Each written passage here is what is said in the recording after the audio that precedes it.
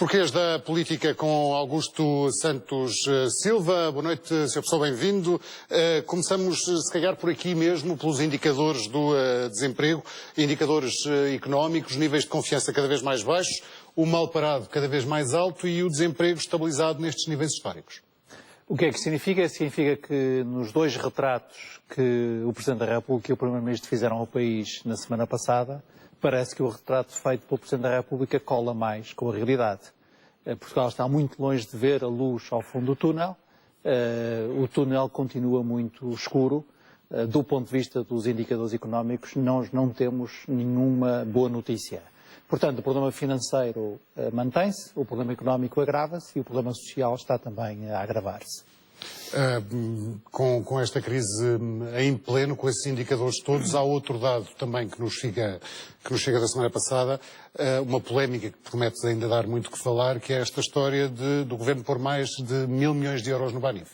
Sim, é uma questão que eu acho que exige explicações, embora deva insistir nestes três pontos. Em primeiro lugar, o caso do Banif não tem nada a ver com o caso do BPN. O BPN é um caso de polícia.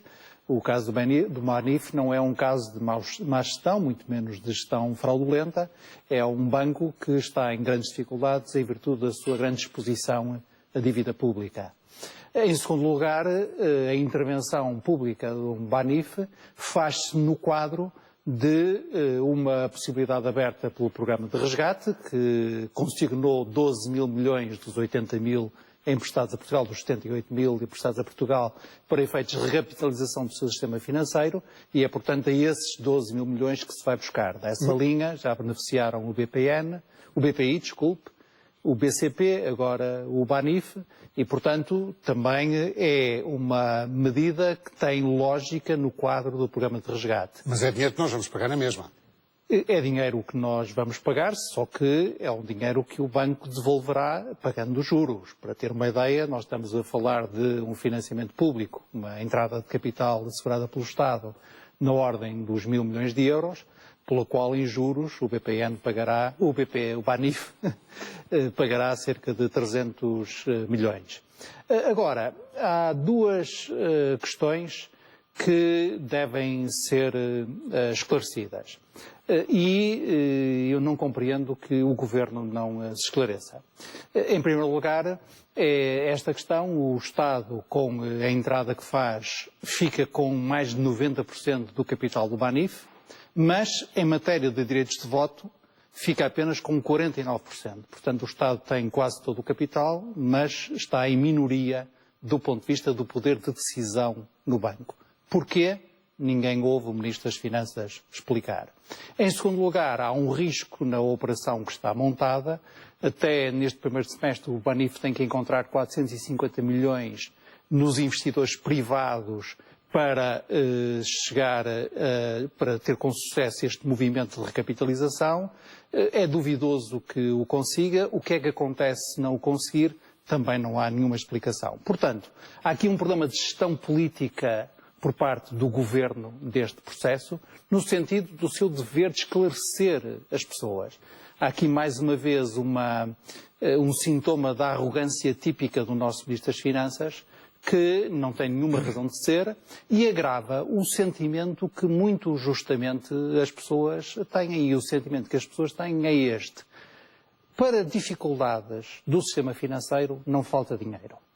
Para dificuldades das empresas produtivas e das empresas de serviços, para dificuldades dos desempregados, para dificuldades dos trabalhadores, funcionários públicos ou pensionistas e para as dificuldades das famílias, não há igual disponibilidade da parte da Troika ou da parte do Governo. Ora, este sentimento de que há dois pesos e duas medidas é um sentimento que tem efeitos devastadores na credibilidade, seja das instituições europeias, seja do FMI, seja do governo português. Portanto, eu sou o mesmo que era em 2008, isto é, eu compreendo que o Estado, o governo em funções, não arrisque o mínimo perante a possibilidade de haver uma falência de um banco. Foi o raciocínio que nós seguimos em 2008 quando nacionalizamos o BPN. Compreendo que essa extrema cautela da parte do Governo se verifique outra vez, mas há neste processo dois esclarecimentos que a opinião pública tem direito, e há neste processo um enviesamento da responsabilidade quer das instituições europeias, quer do governo português, e que é este: para acudir aos bancos parece que não falta dinheiro, para acudir às pessoas, às famílias e às empresas é tudo dificuldades. E este sentimento é um sentimento muito perturbador do ponto de vista do consenso social mínimo que é preciso que exista numa democracia. Falando da crise e das dificuldades das pessoas, o Presidente da República, na sua mensagem de Ano Novo, falou da necessidade de crescimento, falou da espiral recessiva, tudo termos muito utilizados pela oposição. Ficou surpreendido? Fiquei um pouco surpreendido. Não fiquei surpreendido com esta demarcação, mais uma, do Presidente da República face à política económica e orçamental do Governo. Em múltiplas ocasiões o Presidente da República tem-se distanciado da política financeira, orçamental e económica do Governo. Mas fiquei surpreendido pelo tom, é um ataque violentíssimo.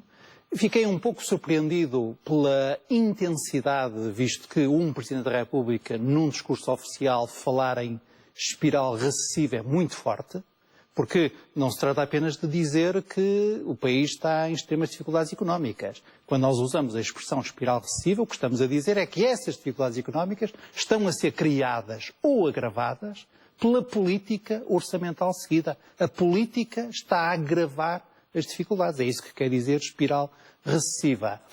E também me perturbou o cinismo da mensagem do Presidente da República. Se houvesse um Oscar para o cinismo político, eu acho que a mensagem do Presidente da República era uma candidata a ter esse Oscar. Por uma razão simples, eu explico. O Presidente diz que é preciso relançar o crescimento económico. O Presidente diz, preto no branco, que vivemos uma espiral recessiva, isto é, que a política tem que mudar. Sem mudar esta política, nós só agravaremos as dificuldades e nem as nossas dificuldades financeiras saberemos resolver. Ao mesmo tempo, o Presidente da República diz que é impossível, que não aconselha, que está fora de questão a renegociação do programa de assistência financeira. Bom, se nós não podemos mudar o programa de resgate financeiro, que é a causa da espiral recessiva que o Presidente da República identifica, e bem, na minha opinião, qual é a alternativa? O que é que o Presidente da República acha que nós devemos fazer?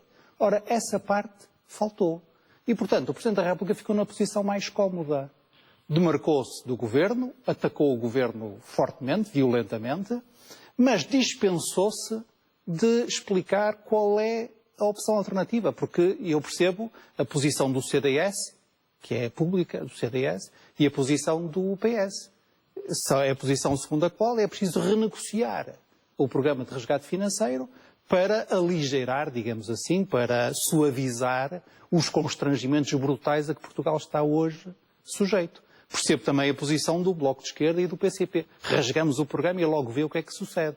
Agora, a posição do Presidente da República eu não compreendo. Porque eu não consigo perceber como é que nós podemos contrariar a espiral recessiva e mudar de política sem reestruturar o programa de resgate financeiro. Aliás, em outras ocasiões, o Presidente da República tem dito, com a moderação que se espera de um Presidente da República, que esse caminho deve ser percorrido. Quando o Presidente da República dizia, bom, mas a União Europeia é feita de negociação permanente. Quando o Presidente da República disse as condições, novas condições que a Irlanda vai ter têm que ser aplicadas também a Portugal, as novas condições que a Grécia vai ter têm que ser aplicadas também a Portugal, estava nessa linha.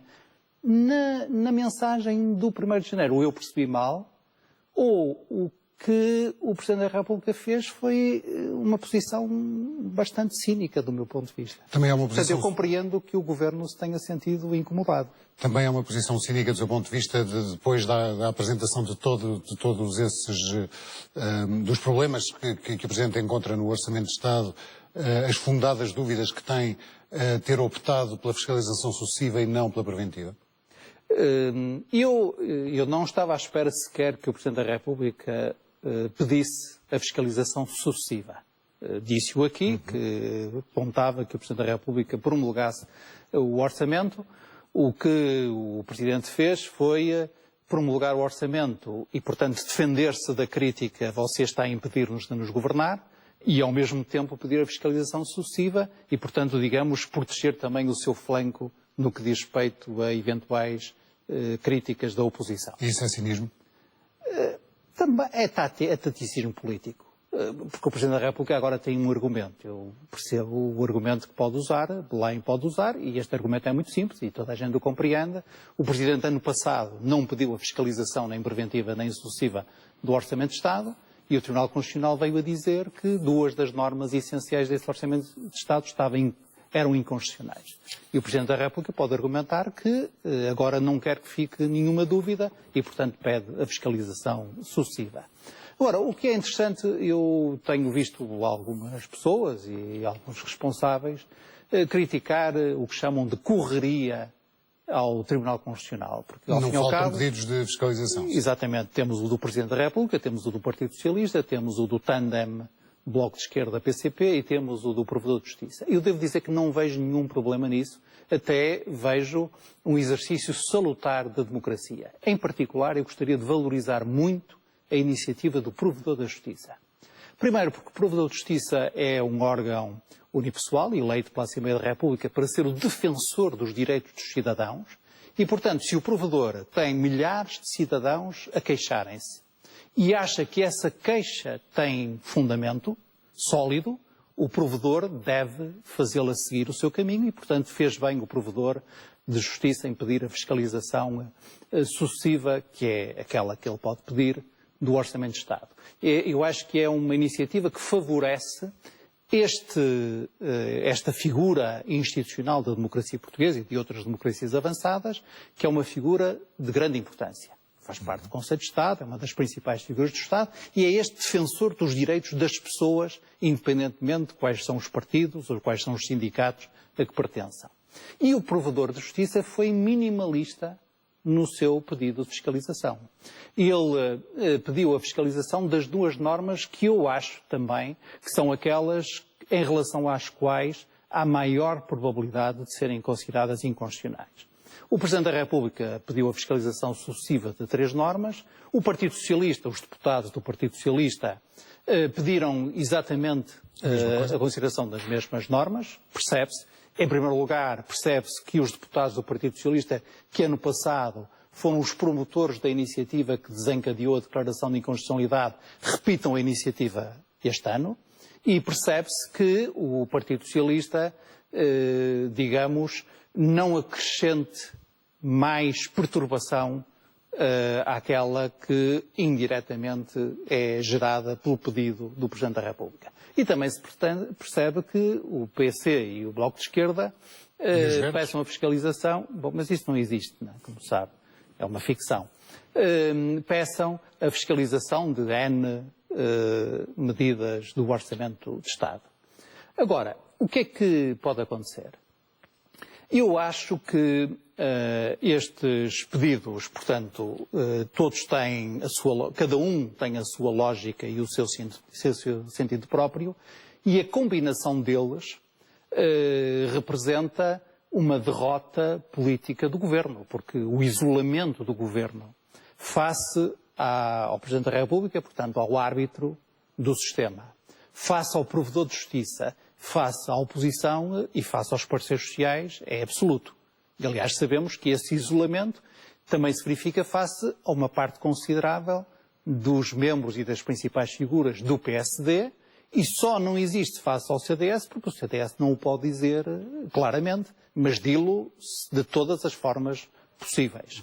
Em segundo lugar, o facto de o Presidente da República pedir a fiscalização sucessiva, do meu ponto de vista, altera as condições da ponderação política que o Tribunal Constitucional tem que fazer. O Tribunal Constitucional não é um tribunal como outro qualquer, não se guia apenas por considerações de natureza estritamente jurídica, tem também que fazer ponderação política, já por isso é que é um tribunal eleito pela Assembleia da República, com uma composição própria, e o Tribunal Constitucional ano passado, quando declarou inconstitucionais as normas que cortavam 2 subsídios de férias e de Natal a funcionários públicos e a pensionistas, encontrou uma solução engenhosa do ponto de vista político-institucional, que não do ponto de vista jurídico, segundo a qual, para não introduzir perturbação demasiada, considerava as normas inconstitucionais, mas valendo essa inconstitucionalidade, os respectivos efeitos, para 2013 em diante. Ora, hoje, desta vez, o Tribunal Constitucional não vai poder fazer uma ponderação política semelhante. Porque o Tribunal Constitucional tem um pedido hoje do Presidente da República. E, portanto, o Presidente da República entende, e nós não conhecemos os motivos, não, o texto, julgo eu, não é conhecido, mas o Presidente da República teve forçosamente que argumentar a favor de fundadas dúvidas sobre a constitucionalidade das 3 normas cuja fiscalização requereu, e, portanto, se o Presidente da República faz isto, isso retira, digamos, responsabilidade de ponderação política ao Tribunal Constitucional. Agora, do meu ponto de vista, há uma norma que é a norma que concentra, para mim, os maiores riscos de declaração de inconstitucionalidade, que é a contribuição extraordinária de solidariedade para pensionistas. Porque é um caso evidente de desigualdade, de níveis quase confiscatórios de taxação e de incumprimento do princípio de confiança. Depois, a segunda norma que o Provedor de Justiça requereu, cuja inconstitucionalidade o Provedor de Justiça requereu, cujo exame de inconstitucionalidade requereu, que é o corte de 90% de um dos subsídios aos pensionistas, é a segunda das normas que me parece também suscitar maiores problemas de constitucionalidade. Porque, mais uma vez, é o princípio da confiança, é a taxação excessiva, é a desigualdade que estão em causa. Já quanto à norma relativa ao corte do subsídio dos funcionários públicos, eu aí tenho mais dúvidas, porque o Tribunal Constitucional já tem uma doutrina sobre isto. Já é a 3ª vez que o Tribunal Constitucional vai ser chamado a pronunciar-se, vai pronunciar-se sobre cortes na função pública.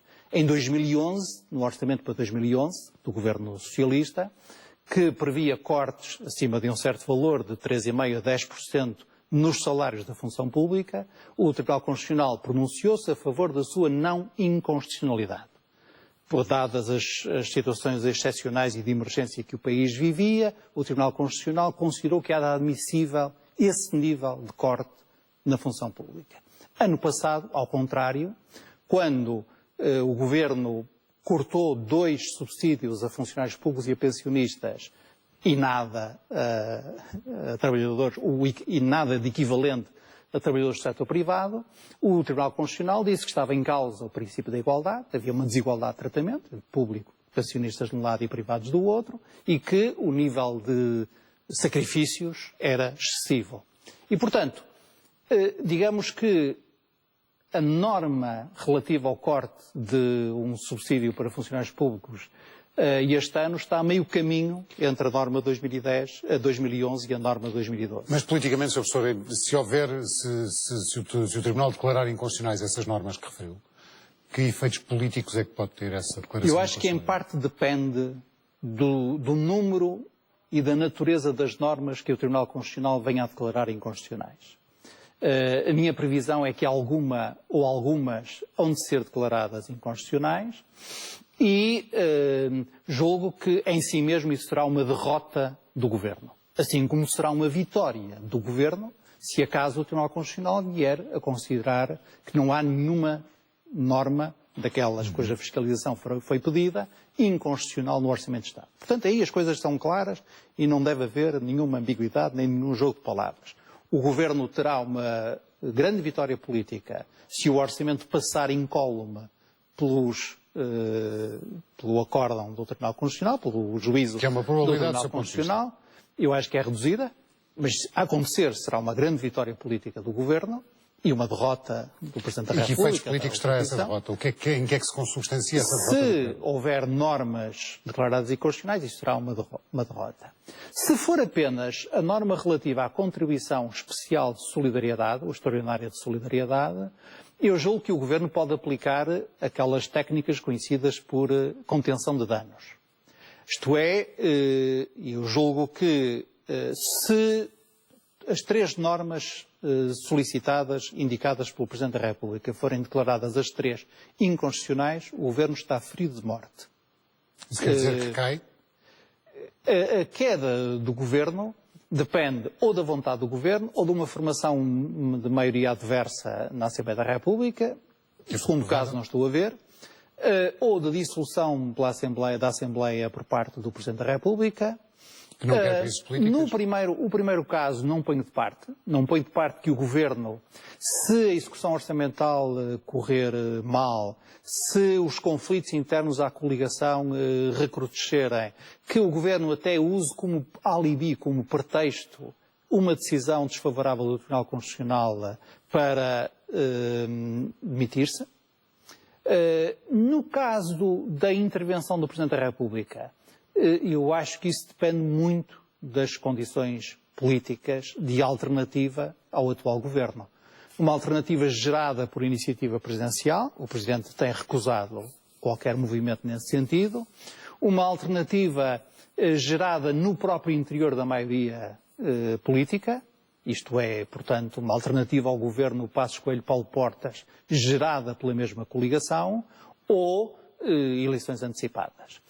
Eu acho que o que vai decidir ao longo do ano 2003 é a conjugação destas 3 coisas. A decisão do Tribunal Constitucional, mais a execução orçamental de 2013, mais o tipo de proposta que o Governo venha a apresentar à Troika no 7º exame, em fins de fevereiro, sobre o corte dos tais 4 mil milhões de euros em base permanente na despesa pública. E, portanto, é a combinação destes 3 elementos que, do meu ponto de vista, vai decidir a sorte do Governo ao longo do ano 2013. Se o Governo resistir até às autárquicas, o resultado das autárquicas será também importante para que o Presidente da República possa formar um juízo sobre, digamos, as condições políticas que o atual Governo ainda possa ter. São eleições diferentes. Claro, mas os efeitos políticos far-se-ão também sentir ao nível nacional nas condições em que nós vivemos. Nós vivemos condições excepcionais em que temos, por exemplo, um Governo que aprova uma decisão que não sabe como executar. Neste momento, no momento em que nós falamos, as empresas não sabem que salários vão pagar e como vão processar os salários deste mês de janeiro e as pessoas não sabem que salários vão receber. Estamos a falar de um Governo formado por 2 partidos que estão em rota de colisão em matérias tão essenciais como, por exemplo, a política orçamental. Estamos a falar de um Governo que está em rota de colisão com o Presidente da República.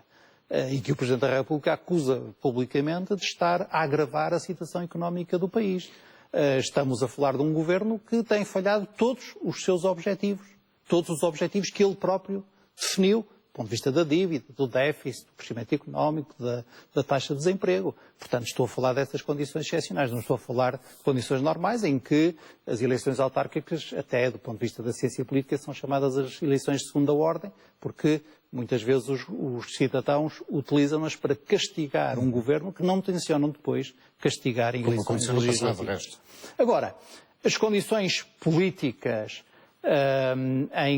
no decurso de 2013 não dependerão apenas dos desenvolvimentos do lado do Governo, não dependerão apenas dos desenvolvimentos do lado da Europa, não dependerão apenas da atitude do Presidente da República, dependerão também da ação da oposição, e em particular do Partido Socialista, mas teremos oportunidade para falar disso nas próximas semanas, certamente. Com certeza falaremos, quanto mais não seja, na próxima semana. Boa noite, boa semana, professor. Até terça. Boa noite.